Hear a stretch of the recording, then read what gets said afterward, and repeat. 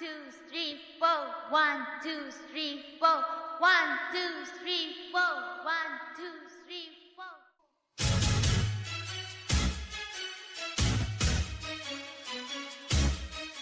Macross es una franquicia con casi medio siglo encima, llena de series y películas que arman una continuidad rara y poco accesible a primera vista. Y encima está todo el quilombo legal eterno con la saga Robotech. Hoy te voy a ordenar todo, qué va antes, qué va después y sobre todo qué considero yo que vale la pena. Porque acá hay obras maestras, joyas incomprendidas que te van a decir que dejes de lado y algunas de las peores series que vi en mi vida. Hola y bienvenido a PDZ, vamos a este video que seguramente va a ser muy largo y que no va a ver nadie, como siempre, por partes.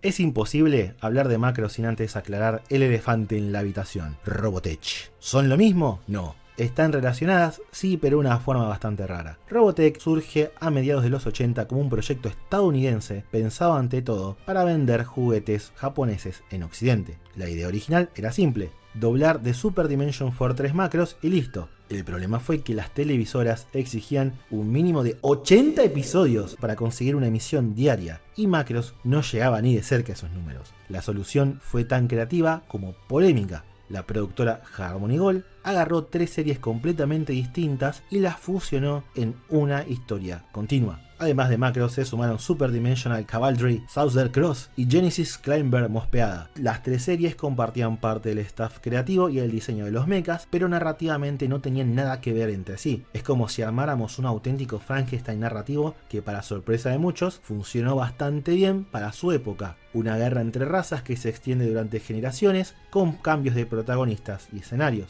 Para ponerlo en términos modernos, es como si agarraras Chainsaw Man y Jujutsu Kaisen y dijeras que son la misma serie, pero Denji es el hijo de Itadori y todos los demonios se comieron a los personajes de la serie anterior y por eso no salen. Puede sostenerse, pero claramente no era la intención original de nadie. Entonces, ¿son la misma experiencia Macross y Robotech? No, la verdad que no. Más allá de las similitudes generales obvias por el metraje, el doblaje estadounidense cambia la música, el diseño sonoro y suaviza bastante la violencia, pero lo más importante, por lo menos para mí, es que cambia el mensaje. Macross en su versión japonesa se construye como una obra abiertamente antibélica. Robotech, por su parte, elimina buena parte de esa lectura y termina siendo una historia mucho más celebratoria del apartado militar. Así que, si tengo que ser directo, siempre que puedas, elegí Macross. Robotech, un buen producto para la época, pero ha envejecido mal. Aclarado esto, ahora sí, vamos con lo nuestro.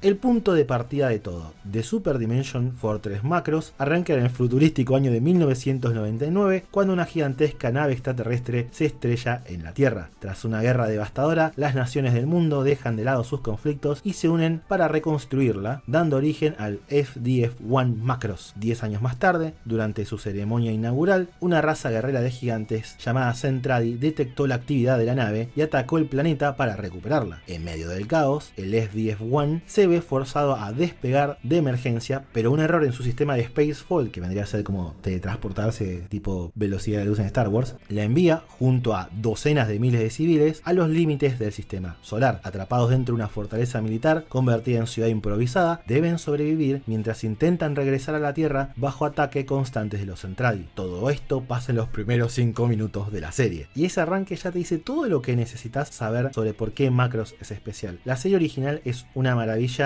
y sorpresivamente sofisticada, porque entre otras cosas establece de forma clara los 3 pilares fundamentales de toda la franquicia: robots militares, triángulos amorosos y la música. Y lo más impresionante es cómo funcionan los 3, cómo se relacionan de forma orgánica y cómo se complementan. Las Valkyrie no solo son algunos de los mechas más icónicos del medio, sino que protagonizan combates aéreos que para la época eran una locura, pero lo que realmente eleva a Macross es el equilibrio entre acción y personajes. Algo que muchos animes de mechas nunca lograron del todo. El corazón emocional de la serie está en su triángulo amoroso: Hikaru, un joven piloto; Lin Min Mei, una chica común que poco a poco se convierte en una estrella musical en la nave; y Misa Ayase, una oficial militar fría pero brillante, cerrada emocionalmente y completamente absorbida por su trabajo. Lo notable es que este triángulo no se apoya en trucos baratos ni en la típica de "oh sí, es un malentendido". No es una comedia romántica disfrazada de ciencia ficción. Es una historia sorprendentemente madura sobre cómo el el crecimiento personal, las decisiones que tomamos y los caminos que elegimos o nos son forzados pueden acercarnos o alejarnos de las personas que amamos. Personas que al inicio del conflicto parecen inseparables, terminan convirtiéndose casi en extraños, incapaces de sostener una conversación adulta, y eso pega muy fuerte.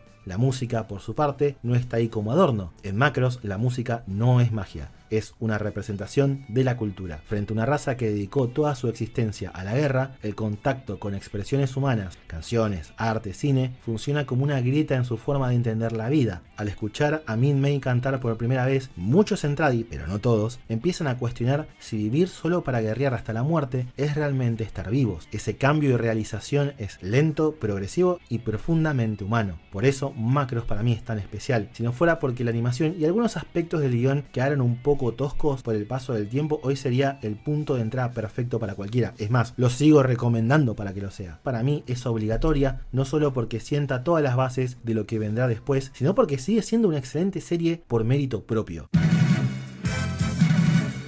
Después del éxito inesperado de Macross, tanto así que la serie se extendió más de lo esperado, surgió una idea bastante lógica: recontar toda la historia en formato de película. El resultado fue Do You Remember Love? Y acá pasa algo interesante, porque a diferencia de muchas películas recopilatorias modernas, que suelen ser capítulos recortados con alguna escena nueva pegada en la cinta así nomás, este largometraje se hizo prácticamente desde cero. Nuevas animaciones, rediseños y una puesta en escena que incluso hoy sigue siendo impresionante. Visualmente es una locura, un nivel estético increíble acompañado por una musicalización hermosa. Desde lo técnico es una obra maestra. Ahora bien, en lo narrativo hay cambios importantes. Por ejemplo, la raza extraterrestre se divide en dos bandos bien marcados, uno compuesto solo por mujeres y otro solo por los hombres. A los muchachos le dan un diseño mucho más alienígenas, mientras que a las chicas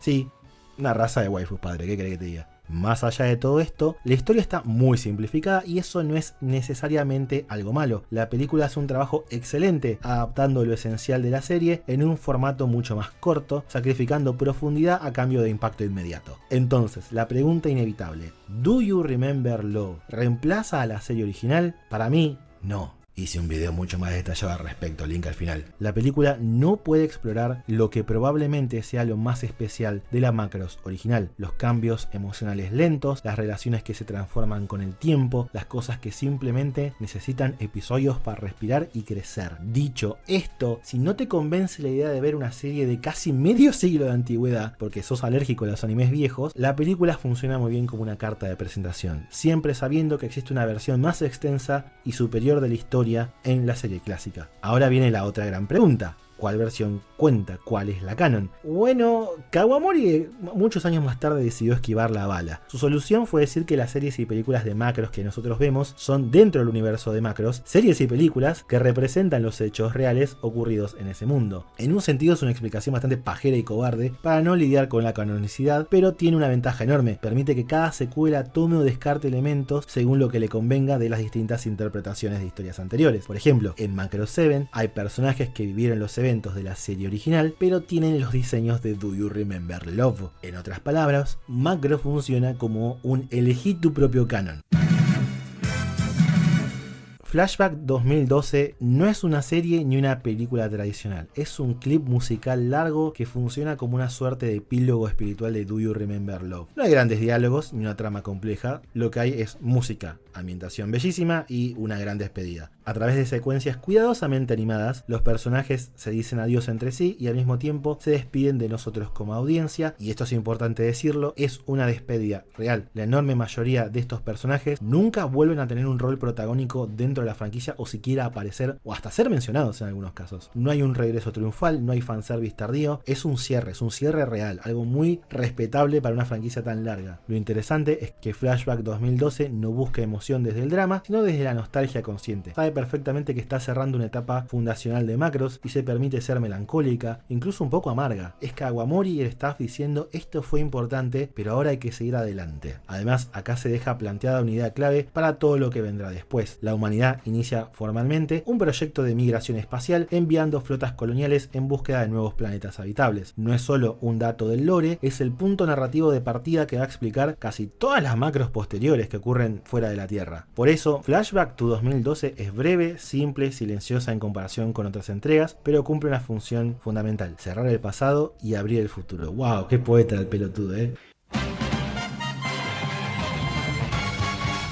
Macros 2 Lovers Against es la primera secuela de Macros producida como parte del aniversario de la franquicia y también es, por alguna razón, una de las más problemáticas entre comillas. Para empezar, supuestamente no es canon, digo supuestamente porque eso es algo que suele decir la wiki, Kawamori y medio fandom cuando les conviene. Y hablando de Kawamori, no tuvo participación directa en la producción, creo que fue la primera y única vez donde pasó esto. Eso, sumado que en Japón fue bastante más recibida, explica por qué Macros 2 suele ser ignorada sistemáticamente. Cada vez que hay crossover, juegos o what if, los personajes de esta entrega simplemente no aparecen. Kawamori finge demencia y sigue adelante. Dicho esto, no todo es descartable. La historia se sitúa en un futuro no muy lejano a la serie original y sigue a Hibiki Kansaki, un reportero recontra amarillista obsesionado con encontrar puterío militar para ganar rating. El conflicto arranca cuando aparece una nueva amenaza, los Marduk, que utilizan a cantantes alienígenas para controlar a los Entradi, empujándolos a un estado berserker. A partir de acá se arma el clásico triángulo amoroso: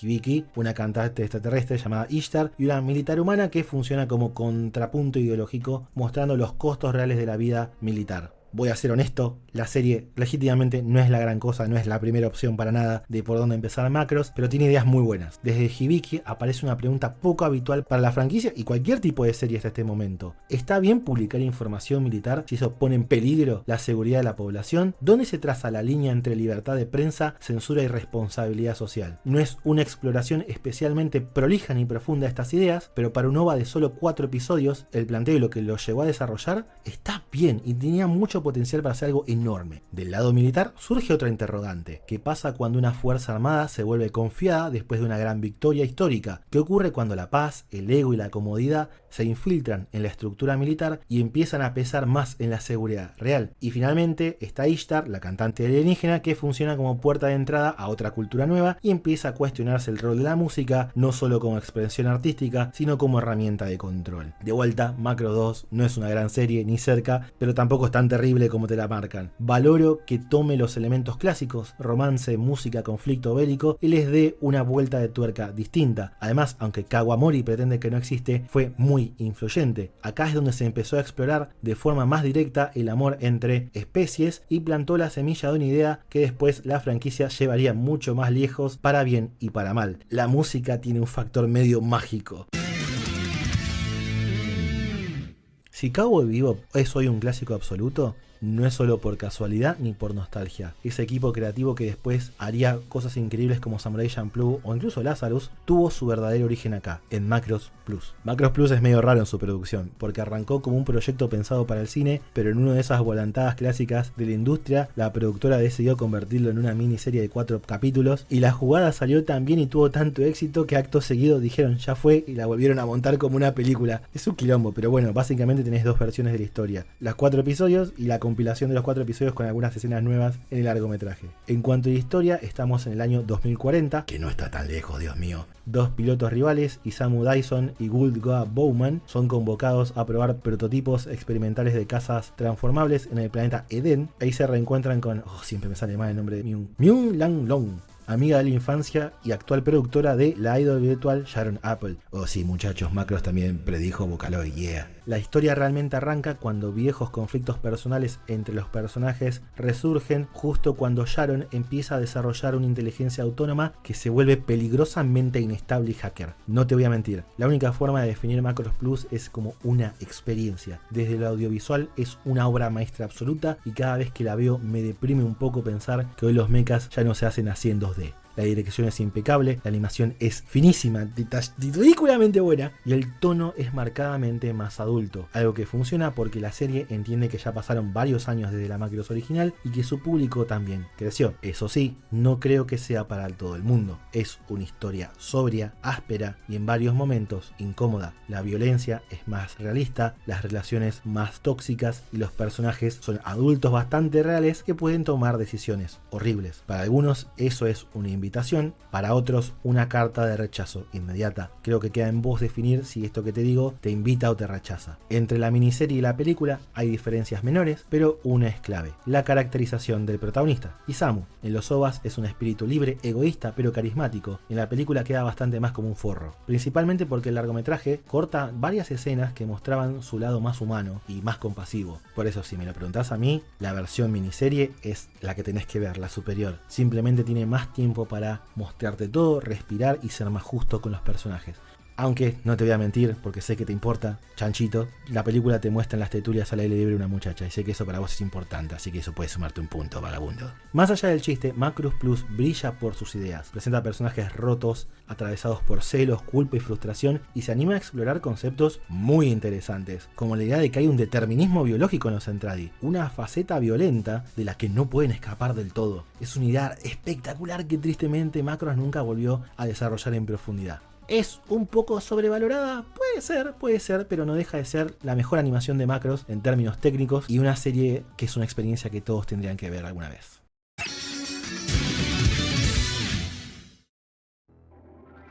Macross 7 no es solo mi serie favorita de Macross, es una de mis series de anime favoritas en general, y aún así debo decir, es una poronga. Ahora, aclaremos algo porque si no esto parece esquizofrenia pura. Macross 7 tiene, tal vez a mi criterio, las mejores ideas de toda la franquicia, el concepto más interesante de cómo usar la música y algunos de los personajes más memorables que tuvo todo Macross. El problema es que en la práctica la serie se tropieza feo, primero desde lo técnico y después desde lo narrativo. Exploremos este rápido porque si no puedo estar 8 horas hablando de las aventuras de Basara Neki, también conocido como el tipo que quiere ser mi Mei y no le sale. La historia transcurre varios años después de la Macross original y sigue a la flota colonial 7, consolidando una idea clave para el futuro de la serie. De ahora en adelante, las historias van a ocurrir siempre en ciudades nave que viajan por el espacio buscando mundos habitables. El protagonista es Neki Basara, un músico obsesivo que cree que la música es la verdadera clave para cambiar el universo. No quiere ganar guerras, quiere mover montañas con su voz.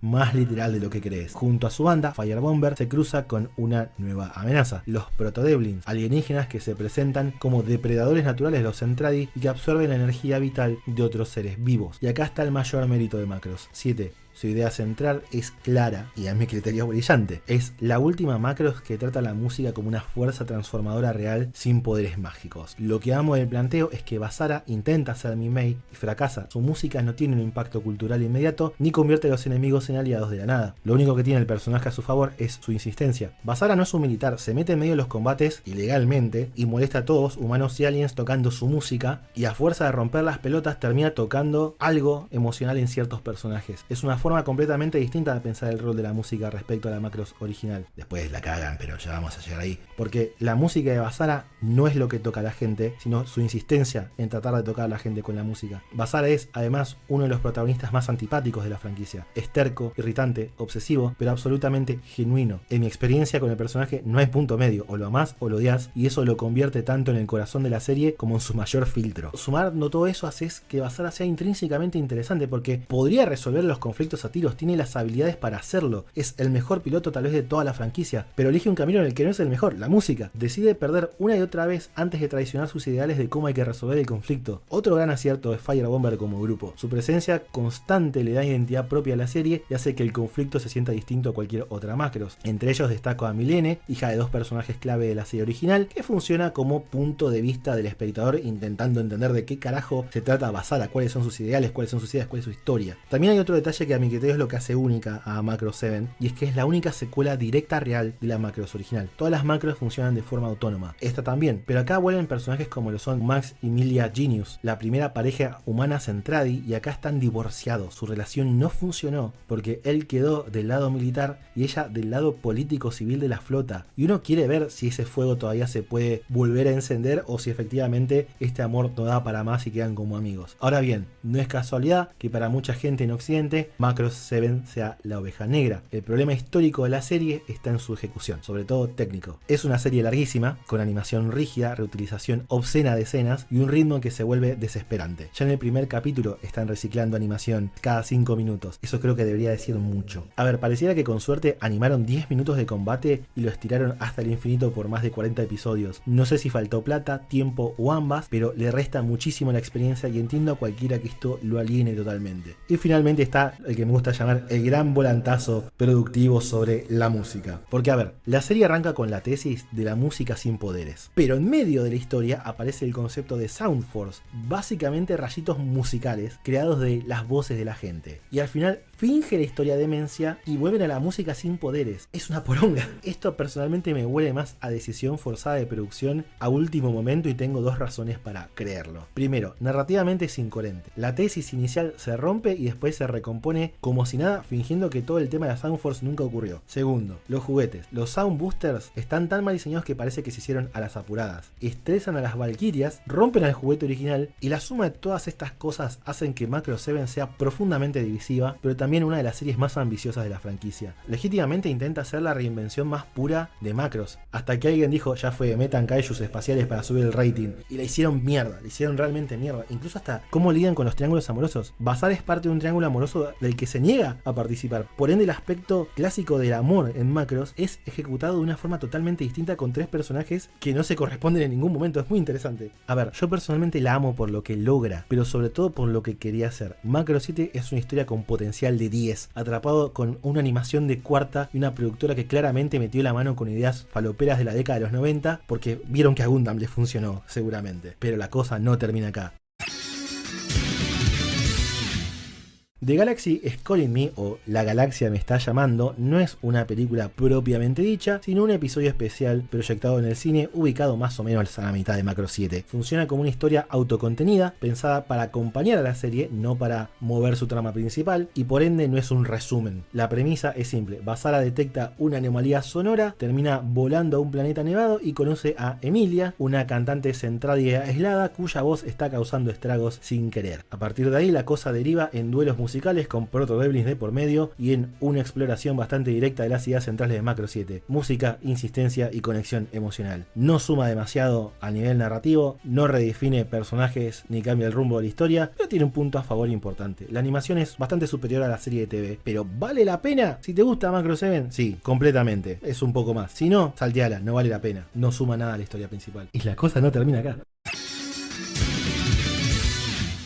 Sí, todavía queda más Macross, bombón. Macross 7 Encore reúne 3 episodios inéditos de TV, lanzados únicamente en VHS, que por su contenido encajan más o menos entre los últimos 15 capítulos de la serie original, justo antes del conflicto final. En principio parecen historias extras, nada más, o eso parece. Los dos primeros episodios son exactamente lo que uno espera del material complementario. Uno ofrece un origen medio mito, medio verdad del origen de Firebomber, el otro es un capítulo abiertamente cómico, centrado en Emilia, tratando de cazar a su hija Milene a como de lugar. Nadie imprescindible, simpático, pero olvidable. Ahora, el tercer episodio es otra cosa. ¿Cómo decirlo sin parecer que exagero? Para mí es el mejor capítulo de toda la franquicia de Macross. Sí, la animación no es la gran cosa, pero el episodio muestra cómo la flota Macross 7 se cruza con un grupo de Meltran que sigue siendo guerreras porque nunca se enteraron de todo el quilombo de Do You Remember Love. No tuvieron un impacto cultural alguno. Son literalmente como esos soldados japoneses que nunca se enteraron que había terminado la Segunda Guerra Mundial. Lo que amo de este capítulo es que funciona como un tributo directo a Do You Remember Love. Lleva a Max y a Emilia al centro de la escena y pone a prueba todo lo que la Macross original había construido para alcanzar la paz con los Centradi, al punto que mandan a Milene a cantar Do You Remember Love frente a estas guerreras que nunca conocieron esa historia. Y acá pasa algo clave. El episodio final se anima a hacer la pregunta que la serie de TV de Macross 7 por alguna estúpida razón esquivó hasta el final. ¿Está Basara a la altura de lo que logró Min Main? La respuesta no la voy a dar, pero voy a decir que es memorable. Si te gustó Macross 7 y viste Do You Remember Love, este episodio es obligatorio. No solo suma, sino que resignifica toda la anterior y la relación de Basara con Min Mei, en un sentido, dos personajes que técnicamente no se conocen, y se siente como la celebración más pura del espíritu de Macross. Por favor, mírala. Seguimos. Dios mío, Macross 7 es enorme. Antes de seguir, aclaremos algo importante. Macross 7 Plus no tiene absolutamente nada que ver con Macross Plus. No es un crossover ni una secuela rara, el nombre es engañoso y confunde a todo el mundo. En realidad, Macross 7 Plus es un conjunto de cortos de 2 a 3 minutos, incluidos como extras en los lanzamientos del VHS de Macross 7. No tienen una ubicación narrativa estricta, funcionan como pequeñas historias sueltas, ambientadas durante el mismo periodo de la serie. Lo bueno es muy variado. Hay capítulos basados en escenas cotidianas, otros basados en algún chiste recurrente, pequeños orígenes de algunos personajes y algunos que otros videoclips musicales que celebran el fenómeno de Fire Bomber. ¿Es algo imprescindible? No. Suma, ponele un poco. Si te gusta Macross 7, míralo. No te va a llevar más de 15 minutos verla.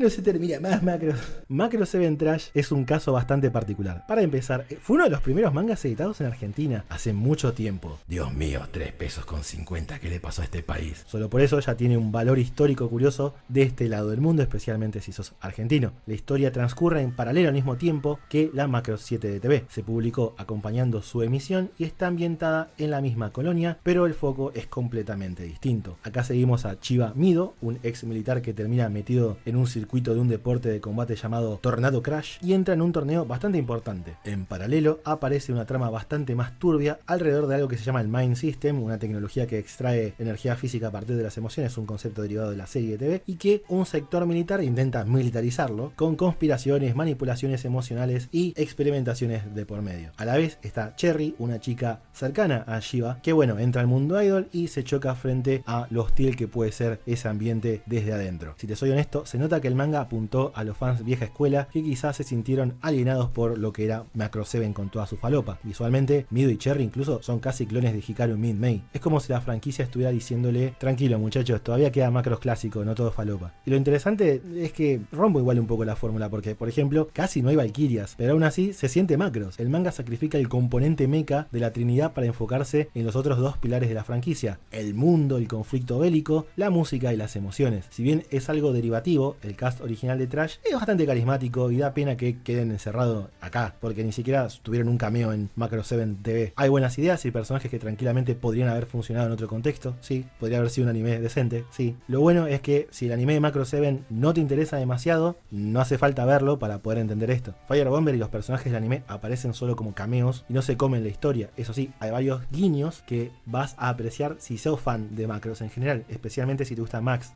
porque lo integran a la historia de cierta manera. No quiero spoilear mucho realmente. Entonces la pregunta es, ¿vale la pena? Sí. Si te gusta Macross 7 o si querés un spin-off que expanda el mundo sin depender del anime principal, es ideal si te interesa el costado de la intriga militar y una mirada un poco más madura de la franquicia en este periodo histórico, además de que el arte es realmente sublime, es hermoso. Mira esta cosa, loco. Si lo único que buscas es más Basar y Valkyrias a full, lo lamento, no lo vas a encontrar acá. Es otra historia con otros protagonistas.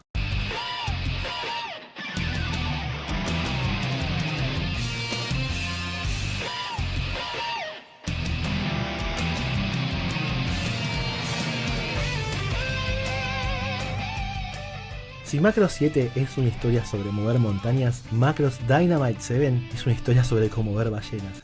Te juro que tiene sentido, no estoy drogado. Macross 7 es una miniserie de 4 episodios estrenada en 1997, pensada explícitamente como epílogo y cierre de la era 7. Y esto es importante, es la primera secuela real de esta serie, mientras que todo lo otro era complementario durante ella. No es una historia intermedia ni un complemento. La historia transcurre un año después del final de la serie de TV. Basara ya no es un músico obsesivo en pleno conflicto, es un hombre que, en cierto sentido, ya cumplió su objetivo. Por eso, decide abandonar la Macross 7 sin despedirse y se va a vagar por el universo haciendo lo único que sabe hacer: dejar su música donde haga falta. El opening ya te lo dice todo: Basara viaja de planeta en planeta y termina en Zola, donde queda atrapado en un conflicto extraño que mezcla caza furtiva espacial y una obsesiva persecución de una especie alienígena que parecen ballenas espaciales. En esta historia, por un lado tenés a los poachers que quieren capturarlas, por otro a Graham, un gigante Zolan que busca matar a The Gran Specimen como forma de venganza personal, básicamente una alegoría a Moby Dick. Y lo que hace Basara acá es es clave. No empuja el conflicto hacia una resolución bélica, sino que hace una resolución viva. A través de su canto, rompepelotas, demuestra que estas criaturas tienen inteligencia, sensibilidad y corazón, podríamos decir, y deja en evidencia que la obsesión de Graham no es justicia ni honor, sino una proyección de su duelo por la pérdida de su esposa. A simple vista, la historia parece random, pero el tono es todo lo contrario. Dynamite 7 es una serie solemne, íntima y profundamente melancólica, exactamente en línea con lo que Basara se convirtió al final de la serie original. Incluso eso se ve reflejado en su música. Lejos quedaron los días de temas como Planet Dance, por eso me gusta tanto. Deja de pensar a la música como una herramienta de paz y la ve como una posibilidad de sanar a la gente, algo que legítimamente la música puede hacer con muchas personas. Y la verdad es increíble el contraste. Pasamos de una serie sobre tirar rayos con música a una historia que reflexiona sobre la naturaleza, el ciclo de la vida, el legado que dejamos en otros, cómo vivimos a partir de aquellos que dejamos atrás y de cómo la venganza termina contaminando todo eso. Es brillante. El cierre de Dynamite 7 es espectacular. Un show que con algo de miedo a rozar con lo cursi solo puedo escribir como hermoso. Es como si Basara le cantara directamente al ciclo de la vida y ese ciclo le respondiera. Y no lo quiero spoilear. Y como la animación acá finalmente está a la altura de la situación, las escenas pueden desplegarse en toda su potencia sin sentirse limitada. Macross Dynamite 7 es una experiencia, una historia íntima que en solo 4 capítulos logra que te encariñes, o por lo menos me pasó a mí, con un reparto completamente nuevo y al mismo tiempo le dé un cierre espectacular al personaje de Basara. Ahora bien, no todo es perfecto, hay un subplot secundario de Milene lidiando con una productora medio violín al intentar evitar que muera Firebomber sin Basara, y sinceramente sobra. Había 1000 formas mejores de cerrar al resto de la banda sin hacer algo así. Dicho esto, si te interesa Basara, que es un epílogo de verdad para Macross 7, Dynamite 7 es imprescindible. Es probablemente la forma más pura de experimentar la saga de Seven y varios de los conceptos más centrales de todo Macross. Dynamite.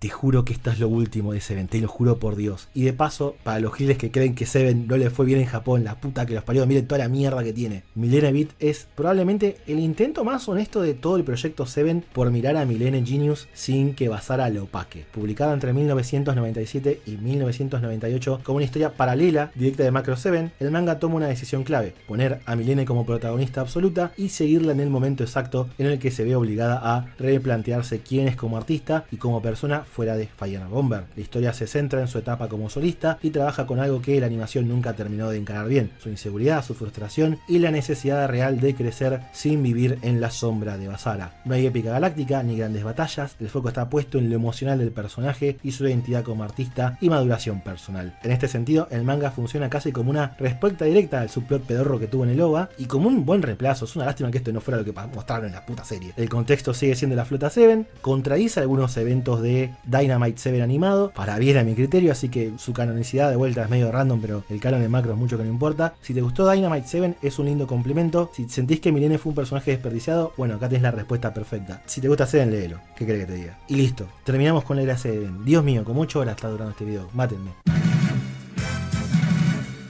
En 2002 llegó Macross Zero, una serie de OVAs que se siente como una entrada rara dentro de la franquicia y dependiendo de dónde vengas puede parecer una anomalía total o una revelación tardía de cosas re importantes. Lo que la distingue del resto es que funciona como una precuela directa de la Macross original. La historia se ubica en plena guerra de unificación y, de forma deliberada, se corre del ADN más reconocible de la saga. Acá no hay Idol salvando el día, ni tampoco está Top Gun en el espacio. En su lugar hay un enfoque mucho más áspero sobre la guerra, con una estética más realista y un fuerte énfasis en el trauma y el choque entre la modernidad de esa época y la cultura tradicional. Dicho mal y pronto, tiene un factor Pocahontas barra Avatar. La historia sigue a Jin Kudo, un piloto profundamente marcado por la violencia que, tras caer herido, termina varado en la isla habitada por los Mayan, una comunidad fuertemente conectada con la naturaleza y con una mitología propia ligada al hombre pájaro, una reliquia ancestral cuya existencia empieza a atraer el interés y la codicia tanto de la ONU como de sus enemigos. A partir de ahí, Macross Zero construye su conflicto no desde el típico quién gana la guerra, sino desde la pregunta bastante inusual para Macross: ¿qué ocurre cuando el progreso, la ciencia y el poder militar avanzan sin importar el costo que trae a otras culturas? Es como que te muestra el lado oscuro del proceso de unificación. Por eso la serie explora el precio de la unificación y deja claro que no todos los conflictos se resuelven cantando. En este sentido, Zero se siente deliberadamente sucia, no idealiza ningún bando, no romantiza el conflicto y deja bastante claro que la mayor amenaza no proviene proviene de una civilización alienígena, sino de la propia humanidad repitiendo los mismos ciclos de violencia una y otra vez. En un sentido hasta te mancha la serie original y te hace sentir que la premisa nace de una pila de muertos y sangre y violencia. Te lo grafica bastante bien. Visualmente, incluso hoy, es hermosa. La animación en 3D, sobre todo la de los combates aéreos, está muy bien lograda, no es guau la gran cosa. Y el uso del CGI dentro de todo se justifica por la complejidad y la tosquedad de los diseños. Pero donde Zero realmente intenta diferenciarse es en el tono. Hay una fuerte presencia de lo espiritual y una melancolía constante que atraviesa a los personajes, en especial la relación entre Jin y Sara, la muchacha indígena de turno, un vínculo que muchos no le genera nada, pero que a mí me funciona justamente porque va más allá de tu típico romance pedorro y apunta a una idea de complementación totalmente distinta, de cómo uno puede sanarse mutuamente con un igual. Ahora bien, ese mismo enfoque es también su mayor talón de Aquiles. Macro Zero no es una serie amable ni especialmente accesible si venís de otras macros esperando energía, optimismo y espectáculo musical. En términos de tono, está mucho más cerca de Macros Plus que cualquier otra entrega. Además, tiene problemas reales, personajes que prometen más de lo que terminan entregando, conflictos que podrían haberse explorado con mayor profundidad y un costado místico que por momentos roza lo abstracto y pueden sentirse endebles para quienes prefieren más la ciencia ficción dura. No me pasó a mí, pero conozco varios amigos que sí. Aún así, cuando Zero acierta, a mi opinión, logra algo que muy pocas entradas de la franquicia se animaron a hacer. Por eso, Macro Zero no es una serie que recomendaría a cualquiera como puerta de entrada de la saga, para nada, pero sí es una experiencia muy valiosa para quienes quieren ver a Macros explorando un costado más experimental, más existencial y un poco más fatalista. La verdad, es una lástima que sea tan corta, de solo 5 episodios, porque daba para hacer mucho más. Creo que la era Frontier es probablemente la más popular de la franquicia, solo siendo superada por la original en Japón. No es casualidad, salió en medio de los 2000, justo cuando la cultura idol estaba en su máximo esplendor, y supo leer el contexto a la perfección para explotar eso. Macro Frontier aparece en un momento muy particular y eso se nota desde el primer episodio. Después de años en que las secuelas de Macro se habían inclinado demasiado hacia uno de los pilares de la fórmula, Frontier nace con una intención clarísima: volver a equilibrar mechas, romance y música, recuperando el más appeal del Macros clásico y hacerlo dialogar con lo que era la estética y tropos del anime de los 2000. La historia se sitúa en el año 2059 y sigue a la flota de la colonia Macro Frontier, una ciudad-nave que viaja por el espacio mientras intenta sostener una vida cotidiana más o menos normal. Ahí se cruzan tres figuras que rápidamente se vuelven el eje de la serie. Saotome Alto, un pibe bastante genérico que ama volar pero arrastra un conflicto fuerte con su pasado como actor kabuki. Rancali, una chica aparentemente común con un pasado misterioso y una voz que esconde algo especial. Para mí logró ser efectivamente la Min-Mei moderna. Y Cheryl Gnome, una idol consagrada cuya imagen de diva sexy empieza a resquebrajarse cuando la guerra deja de ser un espectáculo lejano. Frontier arranca con un tono ligero, casi de comedia romántica escolar, muy acorde para la época en la que salió, pero no tarda demasiado en recordar que esto sigue siendo Macros, ataques alienígenas, pilotos muriendo frente a sus ojos y una cantidad enorme de guiños a la continuidad para celebrar el 25 aniversario de la franquicia, razón por la que esta serie estrenó. Uno de los grandes aciertos de Frontier es cómo articula la triple columna clásica de la saga. Las batallas aéreas son espectaculares, sí pegamos el salto al CGI televisivo, que es un downgrade importante, pero voy a admitir sin culpa que tiene algunos de mis combates favoritos de la franquicia. La música es excelente, con el regreso de Yoko Kanno por última vez, y lo mejor es que las canciones no están de adorno, están integradas narrativamente. Al principio definen personajes y marcan momentos claves. Muchas veces los temas de las idols funcionan literalmente como un canto de victoria o un canto de guerra que acompañan a Alto en el combate, pero tristemente a medida que avanza la trama volvemos a este vicio que tiene la obra y fijación pedorra de que hay un factor medio mágico, místico en el medio ahí dando vueltas. En cuanto al romance, puede que sea uno de los mejores construidos de la franquicia, no porque sea el más profundo, ese sigue siendo el original, pero porque es funcional y utiliza bastante bien los clichés de los 2000. Por eso, no es que esté innovando ni nada, pero por lo menos se toma el trabajo de evolucionar junto a los miedos, deseos y contradicciones de los personajes. Por mi experiencia personal y la de varios conocidos, el triángulo funciona si te cierran por lo menos dos de sus componentes. Por ejemplo, yo odio a Alto por lo genérico que es el hijo de mil puta, pero aún así me importa la situación porque la serie logra que empatice con Rank y con Cheryl de maneras muy distintas entre las dos. A nivel de producción, Frontier también es interesante porque muestra una franquicia totalmente adaptada a la época. La animación es consistentemente alta para estándares televisivos de los 2000, el diseño de los personajes abandona la estética clásica para probar algo más moderno y sí, un poco más genérico, y la serie incluso experimenta con su forma de emisión, lanzando múltiples versiones del primer episodio pensada para para generar hype en distintos públicos, para los fans clásicos, para otakus de las idols y para una audiencia más amplia.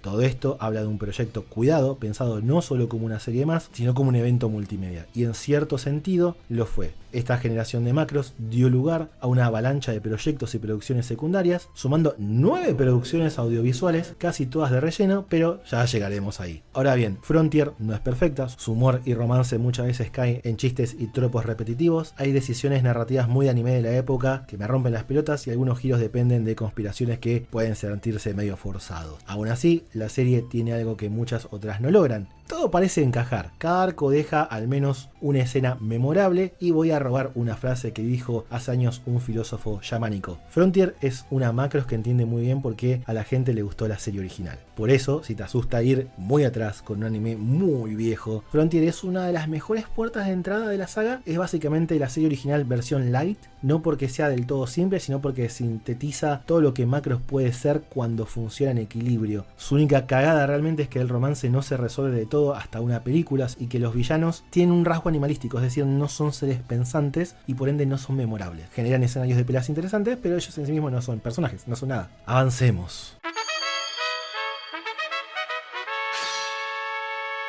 Itsuwari no Utaihime, básicamente el Do You Remember Love moderno de Frontier. Es la primera parte de un proyecto cinematográfico que arranca siguiendo varios momentos del anime, reutilizando bastante material de la serie, porque ya de por sí la animación de TV estaba buena, pero a medida que avanza se desvía cada vez más hasta convertirse en su propia versión de la historia. Y ahí está la clave de por qué funciona. No intenta apretar la serie en un resumen apurado, sino reestructurarla para que respire como película. Recorta muchas subtramas que en 2 horas no tenían espacio para crecer y lo compensa con escenas nuevas que ordenan relaciones, motivaciones y el ritmo narrativo. El resultado es una narrativa más directa y eficiente. Hay cambios chicos que hacen una diferencia grande, por ejemplo Ranka ya está integrada en el grupo del cast principal de una y ciertas conexiones se establecen antes, lo que acelera la empatía entre ellos y supuestamente con la audiencia. Además, la película hace algo que la Frontier de TV a veces le costaba, darle un poquito más de sustancia al Alto, especialmente con todo su pasado pedorro kabuki. O quizás es que al tener solamente que fumármelo 2 horas y que está todo compilado rapidito y me lo saco encima rápido, eso hace que no me caiga tan mal el flaco.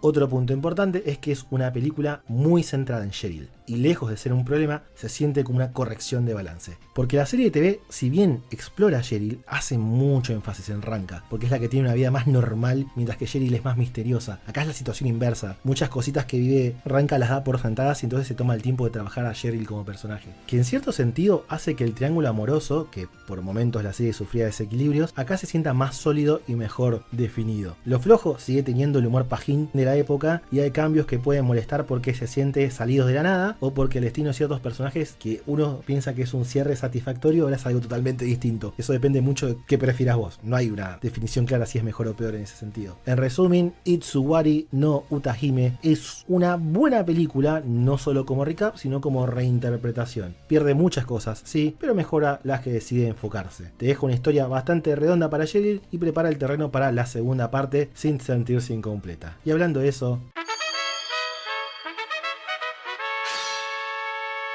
Dios mío, que está muy largo, me estoy muriendo. Sayonara no Tsubasa es la segunda mitad de Frontier en modo cine, pero con una diferencia clave respecto a su predecesora. Si la primera todavía jugaba con ser un resumen medio desviado, acá ya estamos ante otra cosa. Me animo a decir que más de 3/4 de la película es contenido nuevo. A nivel historia, y sin ánimos de spoilear, la película arranca con el tablero ya armado. Cheryl sigue avanzando con las consecuencias que dejó el largometraje anterior, mientras que Ranka entra de lleno ya en su etapa de idol profesional con su debut formal. Y el film se da el gusto de mostrártelo con un show realmente espectacular de la piba, y te lo dice alguien que no le interesa la cultura idol y puede disfrutar mucho la producción audiovisual de lo que son las musicalizaciones de los conciertos. Tristemente no puedo entrar en demasiados detalles sin spoilear nada, pero sí te puedo decir esto: la película finalmente logra darle espacio y cierre a varios personajes importantes y resuelve el romance de una forma muy satisfactoria, por lo menos para mí. También intenta darle un poco más de personalidad a los enemigos, y acá hay que ser honestos, no cambia mucho, los aliens siguen siendo bastante chotos y básicos. Entonces, la gran pregunta inevitable: ¿las películas reemplazan a la serie? Depende. Por un lado, las películas están rediseñadas para funcionar como una experiencia completa, reestructuran la historia, simplifican tramas, ajustan motivaciones, y en el segundo largometraje directamente se convierte en una historia casi original, casi una secuela del anime. Pero no puedes saltar a Sayonara no Tsubasa solo viendo el anime de TV, estás forzado a ver la película. Entonces es como que si te interesa Macross Frontier, tenés que verla. Te atrapan, te ponen entre la espalda y la pared, hijo de puta. Mi recomendación práctica es mirar los 5 primeros episodios de la serie y si te atrapa, seguirá mirando y después mirar las 2 películas. Si no te termina de cerrar para nada en esos 5 primeros episodios, anda directo a los 2 largometrajes.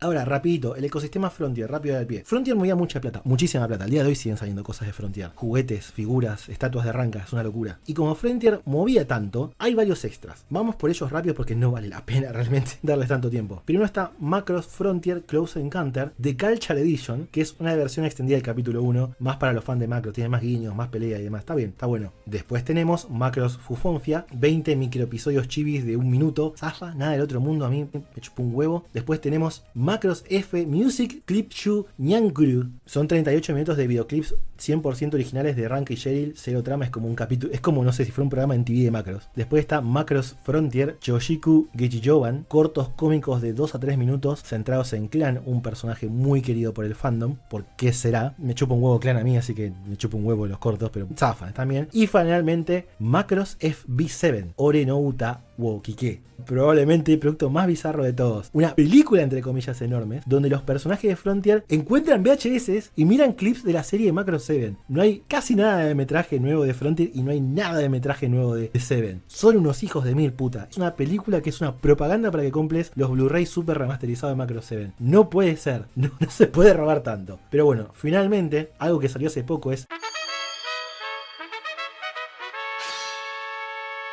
Macross Frontier, Labyrinth of Time. El laberinto del tiempo es básicamente un epílogo en forma de videoclip musical muy remanente de Flashback to 2012 que dura 13 minutos y no mueve la trama ni releva nada nuevo que no intuyas ya en el final original, pero funciona. Es un reencuentro con los personajes después de más de 10 años, puedes ver a muchos de ellos envejecidos, como arranca, ya siendo una mujer adulta, y resignifica ciertas tragedias desde un lugar más maduro, como después de haber procesado ciertos lutos. No es necesaria ni trascendental y realmente solamente existe porque salió con una película de Delta como un preludio, viste, con los cortos de Pikachu con la película de Mewtwo. Bueno, es así porque había que levantar al muerto en venta que es Macross Delta.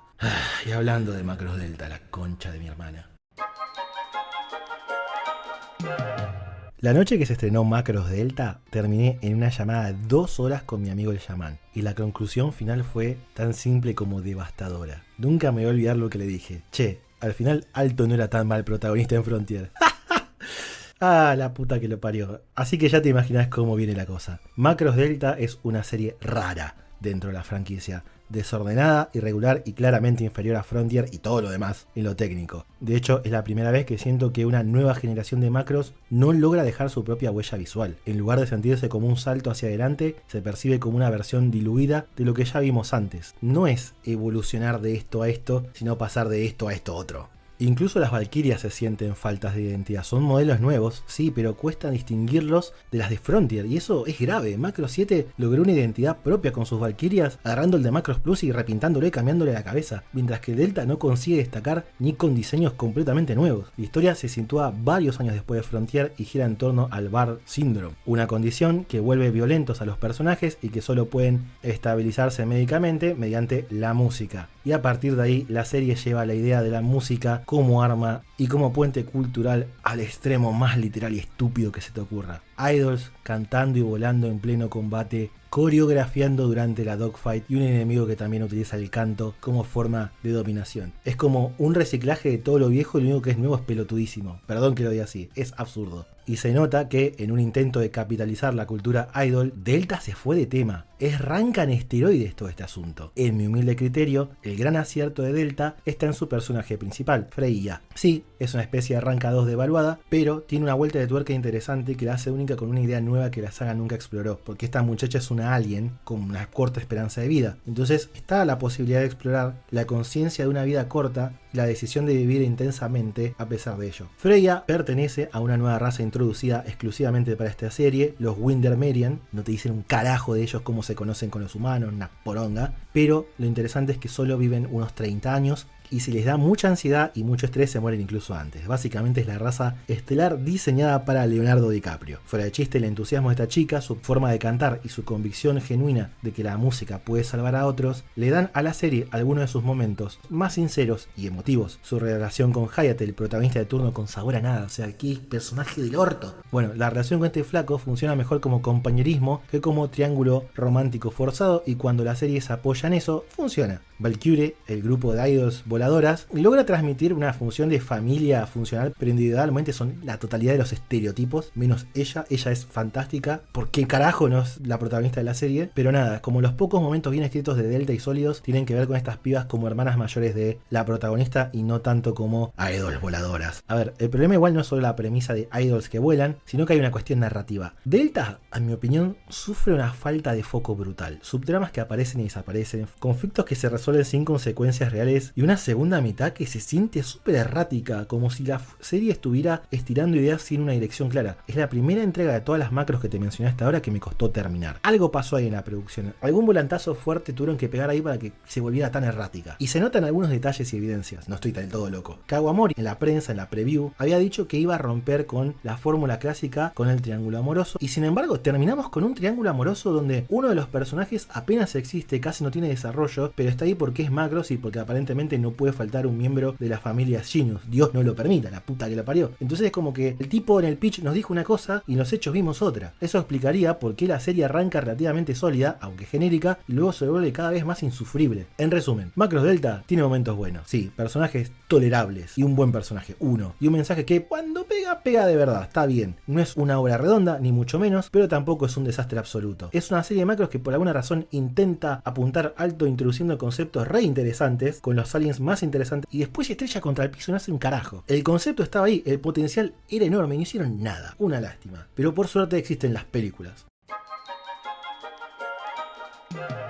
Passion Valkyrie es un intento de arreglar Macross Delta sin reescribirlas desde cero. No hace milagros ni convierte a Delta en una obra maestra, pero sí logra algo importante. Ordena bastante el caos, el quilombo, toda esa mierda.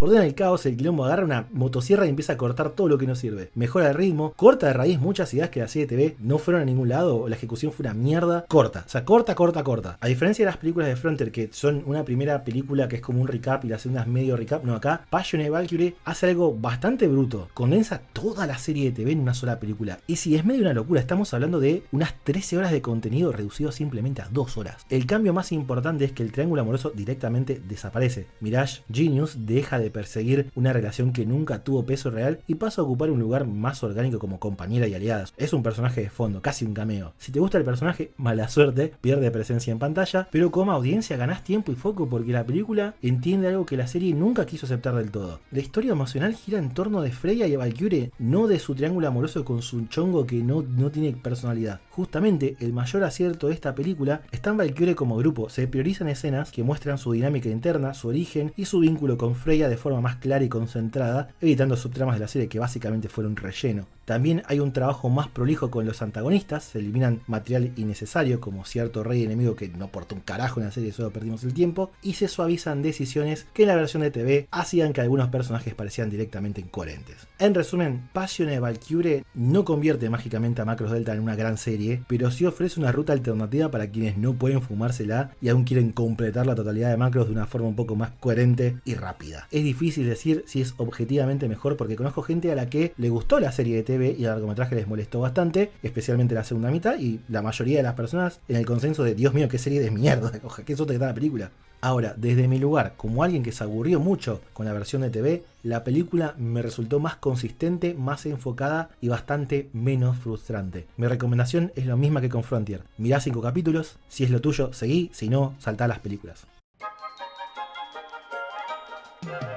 Zeta y Liv es un bicho distinto dentro de Macross. Es el primer largometraje que funciona como una secuela directa de una entrega previa, tanto de la película como discutiblemente de la serie. y se nota. Probablemente por eso se vea muchísimo mejor que la película anterior. Es sin discutir el pico visual de Delta, que tampoco es tan alto. Todo indica que acá hubo tiempo, foco y presupuesto real. No tengo pruebas, pero tampoco dudas. La premisa inicial es muy Delta. Aparece un nuevo enemigo con idols malignas y se arma una especie de guerra musical. Sí, suena que es totalmente fuera de lugar, que es una pelotudez enorme, y tenés razón. Es Delta apostando toda su idea más extrema. Idols voladoras como armas. Una idea que personalmente nunca me lograron vender y tengo entendido que a mucha otra gente tampoco. Pero, y acá viene la sorpresa, eso no es lo importante de la película. Donde Z-Type Live realmente acierta es en algo que la serie muchas veces esquivó hasta el final. Explorar de verdad a Freya. La película toma en serio su condición de vida corta, el miedo a morir joven y sobre todo, la pregunta más incómoda de todas. ¿Qué significa amar, proyectar un futuro y vivir intensamente cuando sabes que antes de los 30 te vas a morir? Y contra todo pronóstico esto convierte este romance en algo bastante trágico y adulto, un factor que no veamos desde 2002. Incluso Hayate, un personaje que hasta ahora era bastante cero a la izquierda, quedó obligado a enfrentar una pregunta durísima que la serie jamás se animó a plantear. Ahí, por primera vez, Delta juega en una liga emocional de verdad, o sea, como que intentó decir algo que no sea una pelotudez. En el medio además la película mete algo de fanservice, aparecen Max y Exol de Macro 7 y la serie original, medio de fondo, pero no como un cameo vacío, sino como parte activo de la historia, o sea, tiene sentido que estén ahí. Un detalle que realmente amé es como Z-Type Live usa el pasado de la franquicia no solo para guiñarte el ojo, sino para debatir ideas, muy raro. Hay referencias directas a conceptos planteados hace décadas, como la prohibición de ciertas tecnologías tras todo el desastre de Macros Plus con Sharon Apple, y esos eventos se los vuelve a poner sobre la mesa desde otro contexto histórico. Es re interesante que retomamos una idea de Unova hace más de 25 años, loquísimo. Ahí aparece también el misterio de Lady M, una persona barra concepto, no voy a spoilear lo poco que sé, que funciona casi como una síntesis de las tensiones políticas, tecnológicas y culturales del universo de Macros. Tanto así que me quedé con ganas de que Kawamori siga explorando esta idea. O sea, es como concha de tu madre, ¿dónde estuvo todo esto durante la serie? Y sí, el título es brillante. Z-Type Live puede leerse como el concierto absoluto, pero también como un juego de palabras cruel sobre la vida limitada de Freya, y no puedo evitar pensar dónde carajo estuvo toda esta maduración, todas estas ideas, toda esta astucia en la serie, la concha de Dios. Como ya quedó claro, no soy fan de Delta, pero Z-Type Live es una buena película en sí misma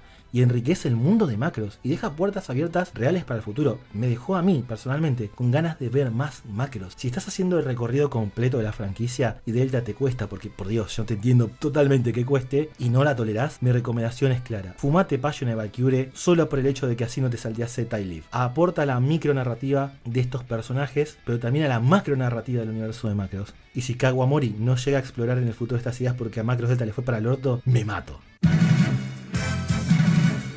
Y eso es todo, Dios mío, muchísimas horas grabando, 1 hora y media estoy grabando, la puta que lo parió. Gracias por llegar hasta acá. Y eso que no metí todos los mangas, que los que me salteé son porque son adaptaciones de las animaciones de TV. Si tengo que dejar recomendaciones claras de entrada a Macros, daría 3. Primera, The Super Dimensional Fortress Macros, porque aunque todas las demás entregas se pueden ver de forma autónoma, todas dialogan, riman y discuten ideas que nacieron de acá, y a mi criterio sigue siendo la mejor. Sigue teniendo la idea más madura de lo que es la música y su poder. Un segundo punto serían las rutas alternativas, es decir, Macros Do You Remember Love o incluso Macros Frontier, si no te entusiasma arrancar con una serie de casi medio siglo. Frontier casi funciona como un remake temático light, más moderno y algo más tonto y accesible. Es una buena serie. Y finalmente Macros Plus. Si querés algo distinto, serio y autocontenido, es una obra maestra. Después de eso, mirá lo que quieras. Macros es una franquicia imperfecta, contradictoria y a veces brillante, y otras veces profundamente frustrante. Pero cuando funciona, no se parece a nada más. Así que bueno, eso es todo por hoy. Se me está cayendo la garganta. Nos vemos la semana que viene y te dejo estos 2 videos que hablo de la evolución de la música en Macros y un poquito más en detalle sobre Do You Remember Love y alguna otra cosa más. Adiós. Lo que vas a editar a todo esto, la puta que la parió.